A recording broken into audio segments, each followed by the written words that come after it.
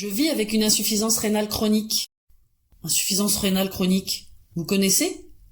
Moi, au départ, ça me disait rien. Lorsqu'on m'a diagnostiqué une insuffisance rénale chronique, j'ai eu du mal à y croire, et mes proches également.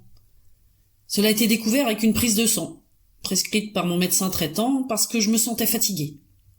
Il a fallu attendre 3 mois et différents examens, analyse de sang, d'urine et une imagerie de mes reins, pour être certain que l'insuffisance rénale serait chronique. Ça veut dire qu'il n'y ait pas de possibilité de guérison de mes reins.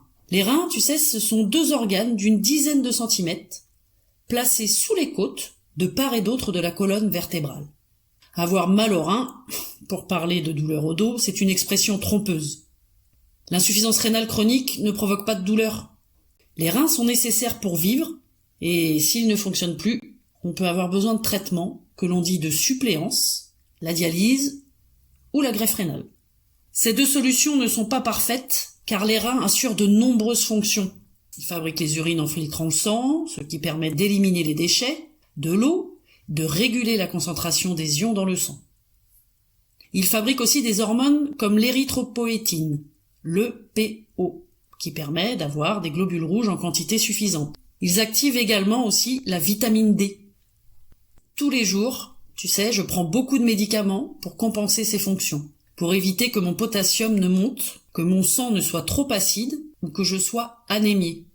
Un néphrologue me suit, c'est le terme qu'on utilise pour un spécialiste des reins. Ce médecin m'a rassuré sur des sujets importants pour moi. Je peux continuer à travailler, faire du sport, partir en voyage. Mais vivre avec une insuffisance rénale chronique, c'est l'incertitude. C'est ne pas savoir si mes reins fonctionneront encore dans quelques années, ou si je devrais être dialysé ou greffé. La fonction de mes reins va forcément s'altérer au cours de ma vie, mais je ne sais pas à quelle vitesse. Les prises de sang permettent de surveiller la créatinine. Plus elle augmente, moins les reins filtrent mon sang. Le néphrologue suit donc de très près ce DFG. On entend plein d'idées reçues sur comment protéger ses reins. Beaucoup boire, prendre des vitamines. Ce n'est pas vrai.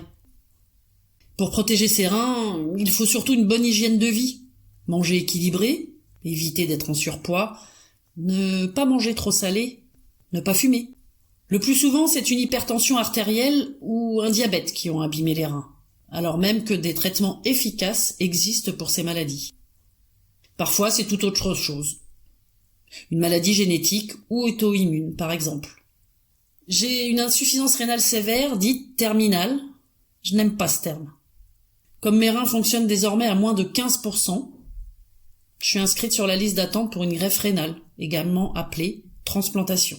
Je ne sais pas quand je serai greffée. Cela peut prendre des mois, voire des années. Parfois, cela n'arrive jamais parce qu'il n'y a pas de greffon compatible ou parce qu'il y a une contre-indication à la greffe. La décision de débuter la dialyse est liée au résultat de la prise de sang et à l'apparition des symptômes comme la fatigue, les nausées, une diminution de l'appétit, des crampes, des démangeaisons, des œdèmes et des essoufflements. Parfois, la décision de ne pas aller en dialyse peut être questionnée avec le néphrologue aussi. Cela concerne essentiellement des personnes d'un âge avancé. Quel que soit mon parcours avec cette maladie, toute ma vie j'aurai des traitements et un suivi rapproché. Comme 3 millions de personnes en France, je vis avec une insuffisance rénale chronique. Je ne suis pas seule. J'ai du soutien.